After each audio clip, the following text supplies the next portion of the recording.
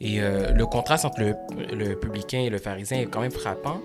Il y en a un qui reconnaît qu'il a une distance avec Dieu et qu'il doit bridge that gap, versus l'autre qui est comme Dieu, j'ai pas besoin de toi.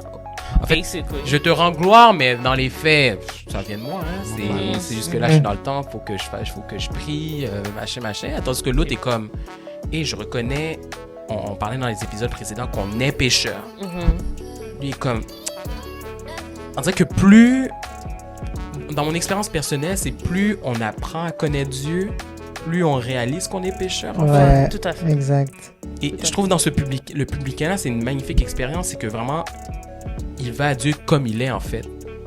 Et il n'a pas peur de dire ce qu'il est ou ce qu'il n'est pas. Versus le pharisien se réfugie dans le peu de bien qu'il a, mais sans demander à Dieu, mais qu'est-ce que tu as pour moi? Est-ce que tu as davantage en réserve ou cette vie-là va juste stagner à cette gloire de surface en fait? Et clairement, le publicain va cheminer, parce que l'autre va demeurer vraiment à ce niveau-là, en fait. Superficiel. Oui. Ouais, c'est ça. Et au niveau des intentions, notamment. L'autre veut vraiment grandir versus l'autre semble vraiment assis sur ses lauriers, en fait.